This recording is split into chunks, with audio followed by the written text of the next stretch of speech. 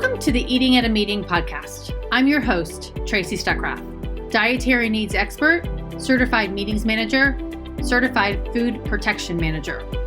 I have searched the globe to find people and businesses who are creating safe, sustainable, and inclusive food and beverage experiences for their employees, guests, and communities. In each episode, you will find authentic conversations about how food and beverage impacts inclusion, sustainability, culture, community, health, and wellness. I know that sounds like a lot, but we're going to cover it all. Are you ready to feed engagement, nourish inclusion, and bolster your bottom line? If so, let's go. Hello, everybody. Welcome to another episode of Eating at a Meeting. I am your host, Tracy Stuckrath, founder of Eating at a Meeting and Thrive Meetings and Events. And here on Eating at a Meeting, I talk to experts in all facets of food and beverage to teach us all about safe, sustainable, and inclusive food and beverage experiences. And this month, for the month of March, and we've got 2 more days left, I am focusing on Women's History Month, women who are making history in food and beverage. And if you haven't listened to them, download them on any of your favorite podcast platforms. But on today's show, I am excited to introduce you to Chef Elizabeth Johnson. She is the owner-operator of Pharm Table restaurant in San Antonio, Texas. And I have to say, Pharm Table is spelled Pharm. And I got to meet her and eat her delicious food. Was that last September, November? October, I think. October, last fall, when La Dame d'Escoffier had their annual conference in San Antonio, and I did a food tour, and Elizabeth's restaurant was the very first one. So welcome to the show. Thank you for having me. Thank you for having these important conversations, and thank you for celebrating all the wonderful women you were just talking to me about with your Women History Month. So I'm honored to be a part of it. Thank you so much. Oh, you're welcome. I'm excited about what you're doing, and it's got Ayurvedic properties, or Ayurvedic practices, what you do. So tell people what Pharm Table is and what inspired you to do it. So Pharm Table for me is a synonym for culinary medicine. And it is like so many things in life, when you choose a particular, when you choose to practice something like Ayurveda, it's really, it's a lifestyle. And so for me, Pharm Table is a lifestyle.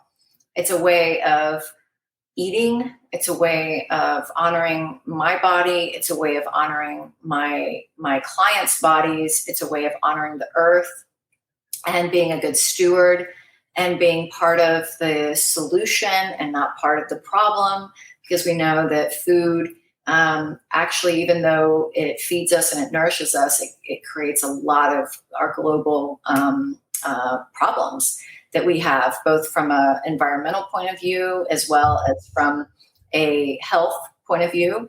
And I think COVID has exposed a lot of the dangers that we all were living in, or that we exist within when it comes to food and beverage and preventative medicine and pre-existing conditions and all the things that either make us balanced and whole, or they expose us to sickness, disease, and, global pandemics.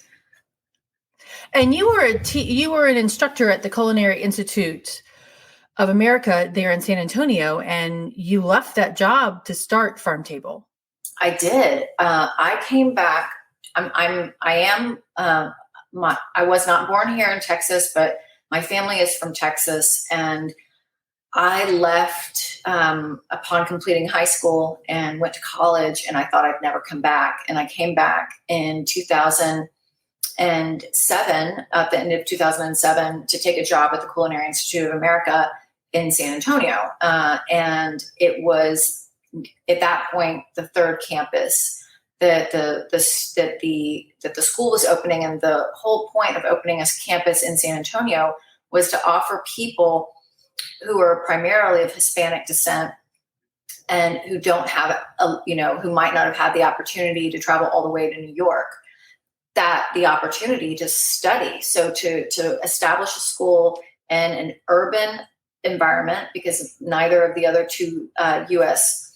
Campuses are in urban environments. They're very much in destination spots. And so the idea was, let's try to affect the amount of people who are of Hispanic descent, who PS make up the majority of the food and beverage industry in the United States. Yet, at the end of the day, realize a very small percentage of executive leadership roles. So it was really, it was a movement. It was an educational movement called El Sueño that brought the CIA to San Antonio from a philanthropist named Kit Goldsberry, who gave the CIA, I think, the largest culinary donation in history to bring this school here. And so when I was hired as a Latin cuisine specialist. And my job was to help codify the cuisines of Latin America so that we could create a set structured curriculum for all the campuses. And it's what Escoffier did for French cuisine, they wanted our team to do for Latin American cuisine. And so I have a background in anthropology. I have studied anthropology, Mesoamerican anthropology, and sociology. And I lived in Mexico, and I've lived in other countries in Latin America as well. And I went to cooking school in Mexico. So when I went to cooking school in Mexico, I also did a course at the UNAM at the same time, which was all about pre-Columbian cuisine and indigenous cuisine, of today. And so that has always been what inspires me. That's always been really my passion, and I think my strength. And then it wasn't until after I began working at CIA, I went through a divorce. I was raising 2 young children all by myself and working full time at the CIA. And it was just kind of like this self-discovery that I did for myself. And that's how I found Ayurveda. But if I had not had the base of Mesoamerican anthropology, and if I had not taken that course in Mexico with regard to indigenous cuisines throughout all the republics of Mexico, I would not have understood Ayurveda as well as I did. And that's that's what was so poignant, is that I said, wow, this is really incredible. So you have different continents and you've got people speaking different languages, yet there's this primordial language that traditional civilizations understand with regard to the healing properties of food. Mm-hmm. And it was really powerful to me. And it gave me the impetus to study more about that with regard to India, with regard to China, with regard to other areas of the world, the Middle East. And I just, it's something that just fascinates me, how it's all interconnected, the different, the different ingredients, and the different attributes that ingredients have and how they can heal the body. So I went into a meditation session, and I had this vision that I was going to heal people with food. And when I came out, I quit my job and I started building Pharm Table.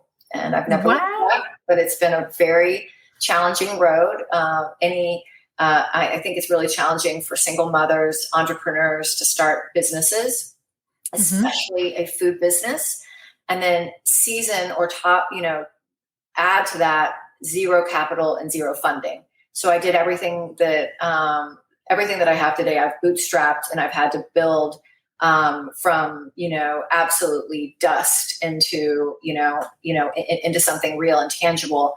And it's been the most rewarding and the most challenging experience of my whole life. Wow, that's amazing. I think I read somewhere you had $525, $500.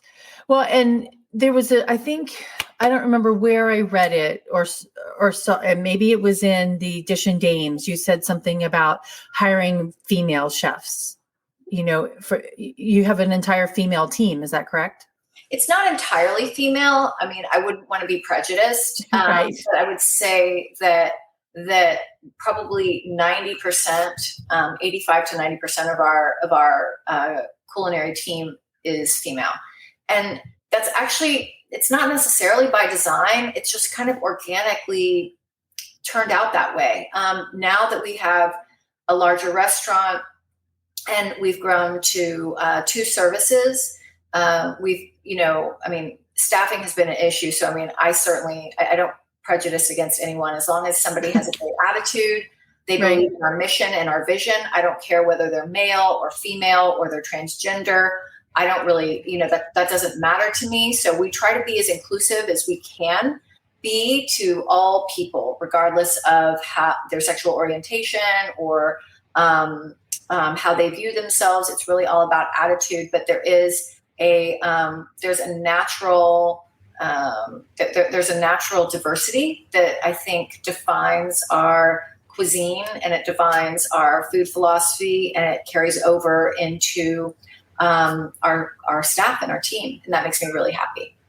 Yeah, that's really interesting, because women in the kitchen, I think it's a natural thing that we do. Women in the kitchen is something that we see normally, but not necessarily actually in restaurants as well. And that's been a conversation in society across the board.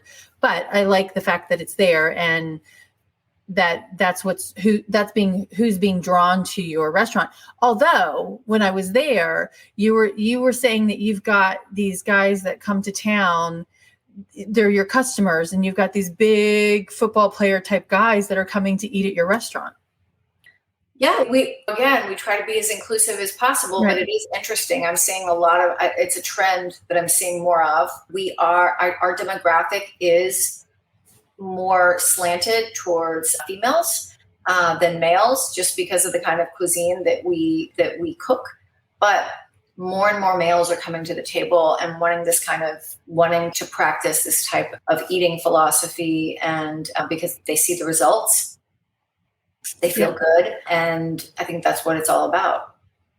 I think there was something that you had said when we were there about after a night out, some of them will come in there and it can help counterbalance being that night out or something. I don't remember what that was, but. Oh, sure. But I also have people who battle rheumatoid arthritis, or they have autoimmune issues that they have to deal with on a daily basis, or they're going through cancer treatment, or they have the genetic coding for cancer or for other heart diseases, and so they're trying to be more preventative. So it is a mixed bag. There's other people who just love the way the food makes you feel, right? And they come back time and time again. I get a lot of people who are traveling because we are so close to the downtown area and the tourist hub, and I'll get people who come back numerous times because they've been traveling, and as we all know, traveling can be very depleting and get us out of balance. And really, the focus of what we do is bringing the body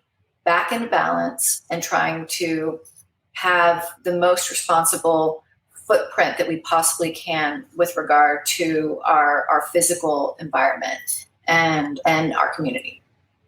So if I was to come in there and tell you I had rheumatoid arthritis or I was going through cancer treatments, would your staff be able to, or you say you should eat one of these things, or it's just the food? We have to be so careful about what we do these days. And that's been something that I've struggled with now for 6 years that I've had the restaurant. It's not normal to run a restaurant and then have people coming in wanting you basically to heal them. Right. And to be giving them counsel, which it really is a different service. So I gratuitously offer all my contacts to people when they approach me and they say, hey, I'm having this problem. I just give them my Rolodex. I say, here's all my contacts. Here's who I use for Ayurvedic consultations. Here's who I use for acupuncture. Here's who I use for massage. Here's who I use for yoga and physical therapy and those types of things. But I try not to diagnose anybody. Right. I've instructed my staff not to diagnose anybody and to refer them to our list of contacts. But you just have to be the answer is no for so many reasons, because we're running a restaurant. Right. And if we medical do doctor, that with right. somebody, then somebody's not getting water, or they're not getting their food on time or hot, etc. So we really have to focus on, when we're in service, we really have to focus on giving the best customer service to our clients, and then creating the resources by which we can share and create community. But definitely try not to diagnose anybody. Well, and that's kind of hard to do as well. And food is different for every single person as well, right? How you Well, do that's that. the beauty of Ayurveda. Mm-hmm. Something that can be really wonderful and nourishing and healing to me might not be nourishing and healing to somebody else. That's why I think Ayurveda is so powerful. And I come to it again and again, is that it's like when we go shopping, none of us go to a one-size-fits-all store and we don't just buy this one-size-fits-all. Some people are small, some people are an extra small, some people are medium, some people like yellow, some people like blue. I mean, it's just, it has to be customized. And so that's why I really believe in the power of Ayurveda, because I believe that nutrition has to be a customized solution for each person. And it has to deal with stress, and it has to deal with what chapter of your life you're in. Are you in menopause? Are you in perimenopause? Have you just given birth? Have you just gone through a trauma? I mean, all these things are going to affect our body, and the cortisol, which is inside of our bodies, or the vagus nerve, which is connected to every major organ in our body. So I just try to create a relaxing environment for people to come and like find refuge. So Right. I select the music. I have lots of plants. I try to make it a real destination for people. So even if they haven't left the city, or even if it's just for an hour, I want them to be able to come and relax. And I feel like that's the service that myself and my staff can provide to people. We can nourish people if we can get them to relax, and if we can get them to breathe. And I know you've read the mantras, Right. but breathing is so underrated. And people might roll their eyes and be like, oh yeah, I breathe. But Right. really, truly, if you want to digest your food, eating is a sacred activity. I have my cat belly, but eating it's a sacred activity. And the more we think that we can multitask, and we can eat in front of a computer, and we can eat in the car and all this stuff, all we're doing is damaging ourselves. Because I often tell my patients, my clients, that I can source and grow the best quality organic food. We can take all these methodologies and all this ancient wisdom with regard to how you combine ingredients and how you mix in certain spices to create nutritional synergies and yada. But if you are not going to meet me halfway, and if you're not going to breathe, and if you're not going to chew your food, and if you're not going to treat eating as a sacred activity, I can't help you. Wow. It's so incredibly important. I mean, if you want to count, you don't waste your time on like counting macros or counting things, just breathe. Because if you understand the physiology of the body, you understand what cortisol and stress does to our heart and our lungs, and then shortness of breath, and what that does, what the trickle down effect is on every single organ inside our bodies, you would understand why so many people have illnesses that at the end of the day are linked to food, or their inability to absorb nutrients, or their inability to fully metabolize things and eliminate things, and then toxins go growing in the body. And so it's very simple.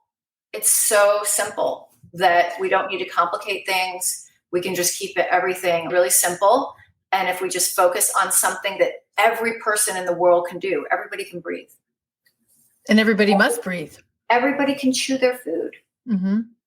Everybody can take a breath in between each bite.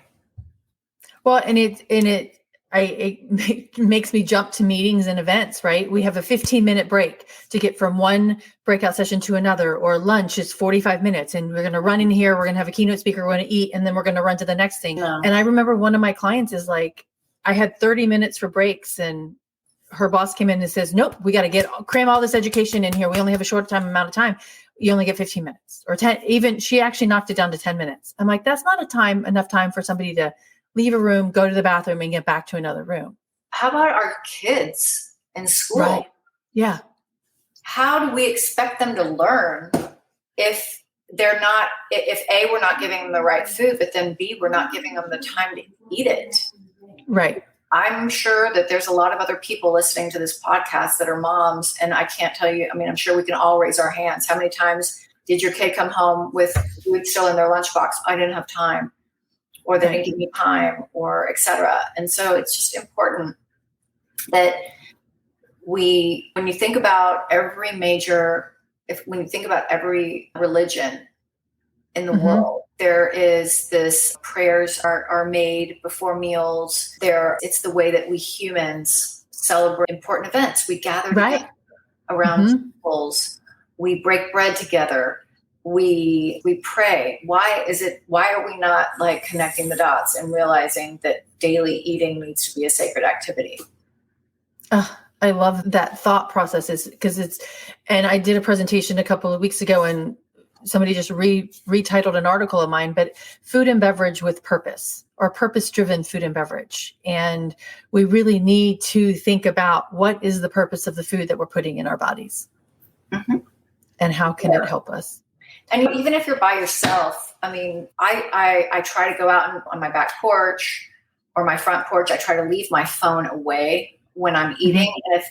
And God forbid, we're all busy, but if I can't take 10 to 15 minutes to just like look at the sky and chew my food, or look at my garden, or look at my pet, or just stare into outer space and veg for a minute and, or contemplate my day. I mean, we can all take 10 to 15 minutes. And if we can't, then we probably need to reevaluate what we're doing.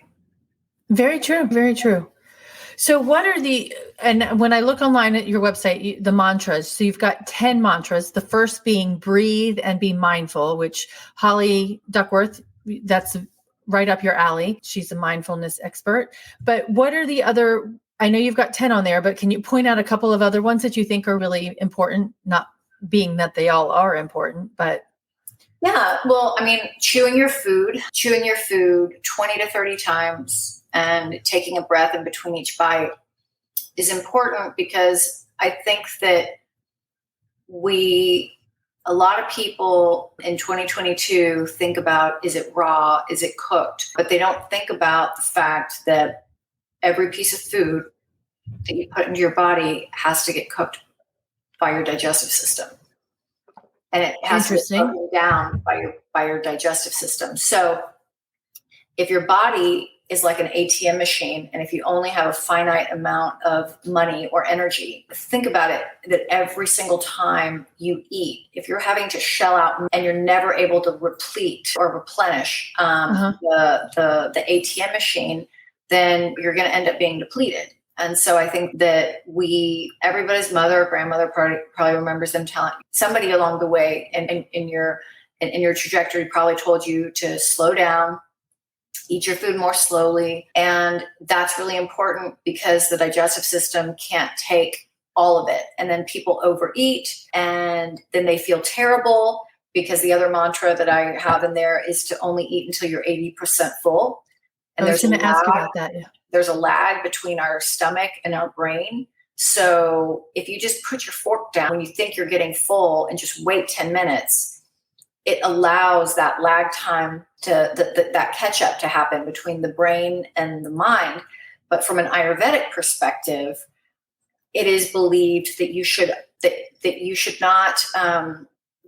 need to be chewing your food so that you can activate the enzymes, which are activated by the force of the mandible. That action of chewing actually releases enzyme in the stomach in the form of bile that allows your stomach to help break down that food more. So the more you chew, the more of that bile you're allowing your stomach to produce and create, which is it's an assist that it has for breaking the food down.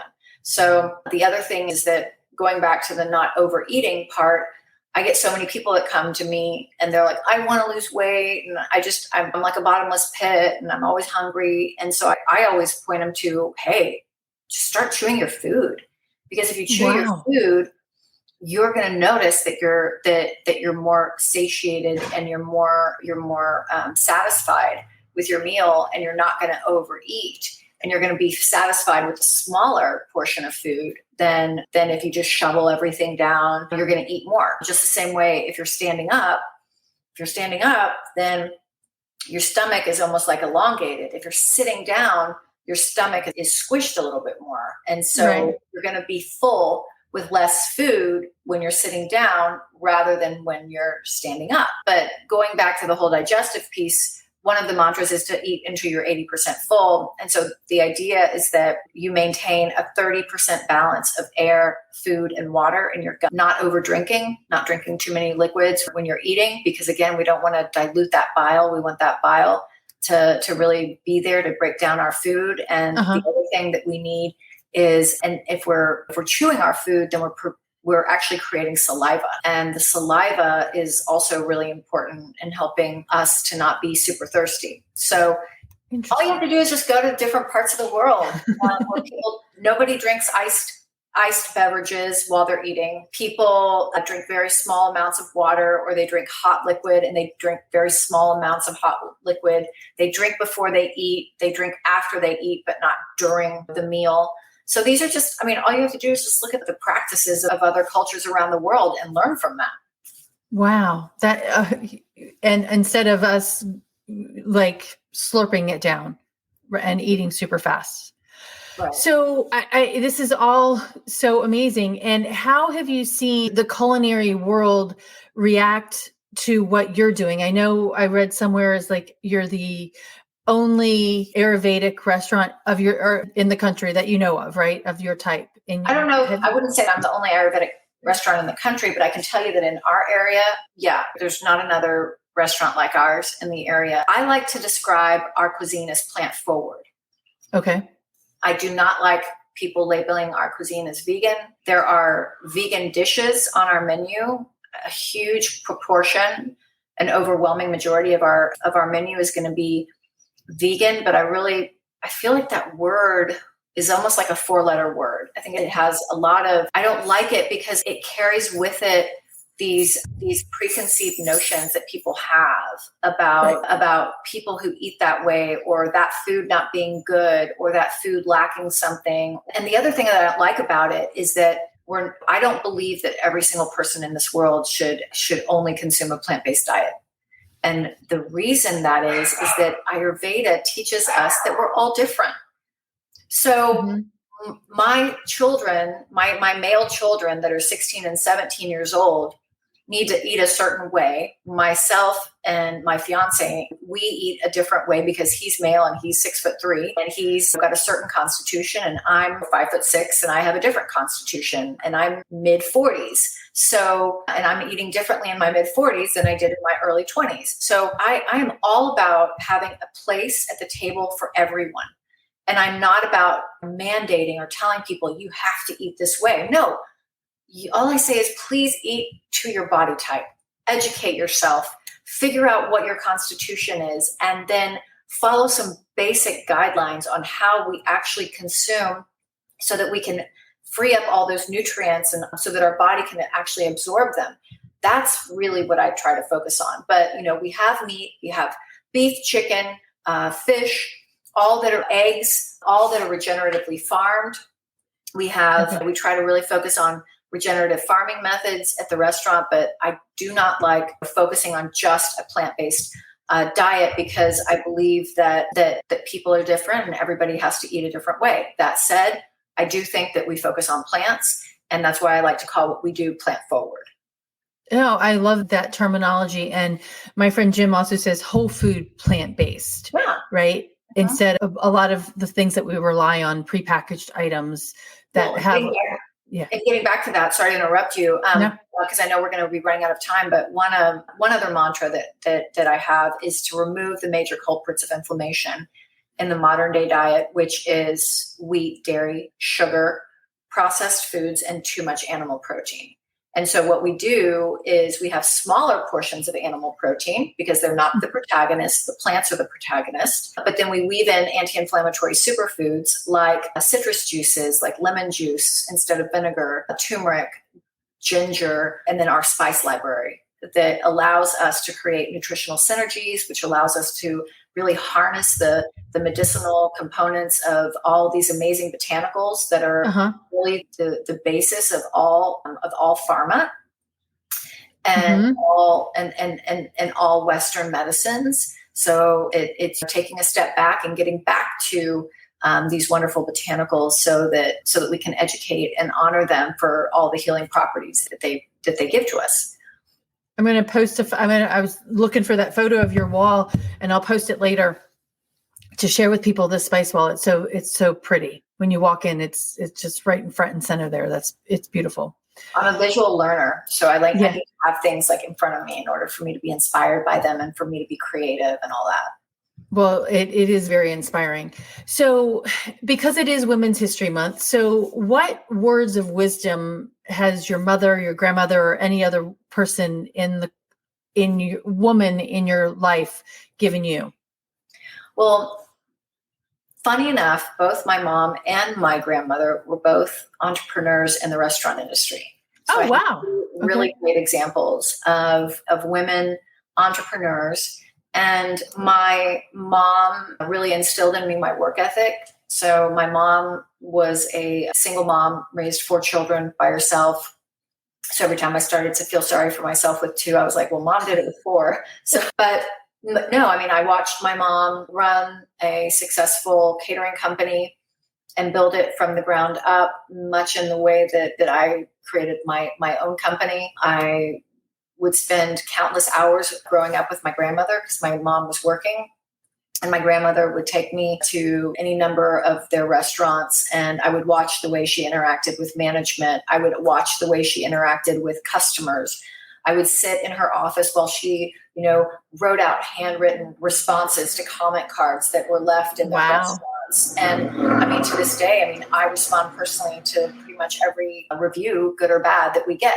And I kind of guess my grandmother instilled that in me, understanding that the customer is always right, but also at the same time, really trying to put staff first and thinking about operationally what types of changes and executions, how those impact staff. So I feel like I've, have so many great examples of female entrepreneurs, at least in my, own nuclear family. And I'm very grateful for that. That's awesome. So what does safe, sustainable, and inclusive food and beverage mean to you? I think that number one, we've got to think about what our carbon footprint is as a company and as a community partner. We have to think about how we are helping to educate our consumers and our clients so that we can have a more responsible footprint so that we can be better stewards. Unfortunately, it's very hard to recycle certain ingredients, certain items. And so it makes it very challenging for operators, the bigger you get, to make those really good decisions that at the end of the day have a trickle down effect on landfills and et cetera. So what we do, I'm really proud of it, but I'm also very aware and cognizant that the bigger we get, the harder it will be to do some of these things. And it costs money. And it's just something that I've built into our bottom line. And I know not everybody thinks that way. And so I struggle to think about, is that something that should come directly from people? Or is it something that the government should begin to institute or enforce? We think that money is a great incentivizer. So I think that for people who have good recycling practices, repurposing practices, to be able to give them some sort of an offset, because I think the food and beverage industry is probably the hardest industry for anyone to turn a profit in. And so I feel like there needs to be more awareness about that. But in our own personal operation, we anaerobically compost everything in the operation, and we have since day one. And we're really proud of that. And that is, it reduces, and then there are conscious things that we do in addition to having a glass and plastic recycling program with the city that we pay separately for. We also try to buy in a responsible way with small vendors so that we can reduce that footprint. So it's exchanging of crates as opposed to things being wrapped in plastic, or it's a constantly evolving thing. And now with COVID, right, anything that was before is not now. And every week it's like, oh, this week there are distributors out of XYZ. So you're constantly now having to be on your toes. And at the end of the day, you're running. So when you can't get access to some of the things that you have in your inventory, it becomes a problem. So I don't know if that answers your question. Yeah. But I think that there's so many ways: buying local, circular economy, supporting other small local entrepreneurs and other small businesses. We do all of that. But I think at the end of the day, we all have to, we have to be thinking about, it's how much trash are we really producing, and what are we doing to reduce that amount of trash so that we know that we're, again, being part of the solution and not just part of the problem.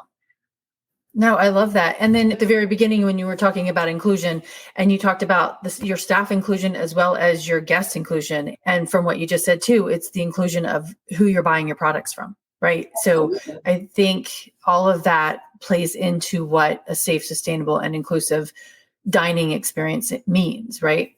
So yeah, thank you. Yeah, and I've also said that when you buy at Pharm Table, think of it as a web, like a spider's web. Okay. And you are actually supporting other small businesses that are in a local economy, and it's other artists, it's other vendors that are, providing a very valuable service. Maybe it's repairing our refrigerator or whatever it is, to support as many small local businesses as possible. That's fantastic. And you don't think about that. And here in my town, well, we won't get into that. It's an event or whatever brings in, and it has, like you said, the trickle down effect on so many different businesses, not just one convention center, right? There's all these other jobs and resources that are utilized to do that it's not just what the face value of that is. So how do you want to be remembered in history? Gosh, how do I want to be remembered? I would just like to know that I left the world a little bit better than I found it, that I helped make it better instead of make it worse. And I would measure that based on education and based on stewardship and being a responsible consumer and human being. That's awesome. That there's nothing wrong with that. And your mission to put more healthful food into more people's mouths and make the environment more healthful. How can we help you do that? How can other people do that following your footsteps? Well, I think that you need to vote with your forks. You need to choose sustainable, regenerative farming. You need to plant a garden yourself. You need to get your fingers in the dirt, which you just did, right? Oh yeah, my fingers are pretty dirty right now. And choose a lifestyle and a quality of life that really allows you to appreciate all the beauty of Mother Nature and all of the gifts that she bestows upon us, and not take it for granted, and really be mindful about what you're putting in your body and what you're spending your dollars with. That's really important across the board. And I think everybody can, even if it's not full-fledged, just one little thing you do can help, right? Every little bit. Yep. Every little bit helps. So is there any other parting words of wisdom that you have for other women in the food and beverage industry as one that's leading the way and making her own mark? I think that having a tribe is really important. And I know that, as you mentioned, I'm a member of several groups, and it's been nice being part of Les Dames over the last 10 years, because it's allowed me to create relationships with other women that have been there, done that, and they can give me really great advice, and they can be kind of like a Dutch aunt or a colleague or a mentor. And so I think that choosing mentors and not feeling like you're all by yourself, reaching out to other businesses, even if you think that they might even be a competitor. I mean, really forging relationships and trying to be as solution-based and oriented as possible. I mean, at the end of the day, I think that most cities that I've been in or regions, the food and beverage industry, again, it's such a hard industry to be in that we really kind of band together like a family and we really take care of one another. And so I think that's super important is that we all help one another out. That's awesome. Okay. So this is your last question. If I was going to come into your restaurant, what's the favorite thing, your favorite thing on your menu? So my favorite thing at the restaurant is not on the menu, and it is something that they joke is a chefy bowl. They call it the chefy bowl. And I say, I'll tell the kitchen, hey, make me a chefy bowl. And it's usually rice. And then I have them put some of our ceviche, made to order fresh ceviche on top, or some of our salmon, beet steamed salmon gravlax, some avocado, and then they take a little pinch of basically every single thing that's on the line, and they put it on there. And then as I'm eating, I'm also tasting the lime. Wow. And it works. Well, interesting. So we can't ask for the chefy bowl. They won't make that for everybody. They might. The other thing I eat every single day is khichdi. And khichdi is just like the chicken soup of Ayurveda. And I feel like it keeps me really healthy. And I think that there's a lot of wonderful wisdom in something as simple as beans and rice. But it is incredibly nourishing. It provides protein. And it's also great for your body. And it tastes great. So why not do it? Right. Exactly. Well, thank you so much, Chef Elizabeth. Everybody, thank you for having me. It's been a pleasure. Thank you for up with all my animals, dogs in the background, making a cameo appearance. So thank you. No, all is good. And stay with me once we're ended here. I want to chat with you about one more thing. But everybody, thank you so much for tuning into the Eating at a Meeting podcast. We're live here every single Wednesday, chatting with women just like Chef Elizabeth, who are doing fabulous things in food and beverage. Check us out on all podcast platforms as well. Those drop every single Tuesday. And tune in when we're here. And if you have any recommendations of who I should chat with, please let me know. Thanks everybody for tuning in. And until then, stay safe and eat well. Thanks for listening to the Eating at a Meeting podcast, where every meal matters. I'm Tracy Stuckrath, your food and beverage inclusion expert. Call me and let's get started right now on creating safe and inclusive food and beverage experiences for your customers, your employees, and your communities. Share the podcast with your friends and colleagues at our Eating at a Meeting Facebook page and on all podcast platforms. To learn more about me and receive valuable information, go to tracystuckrath.com.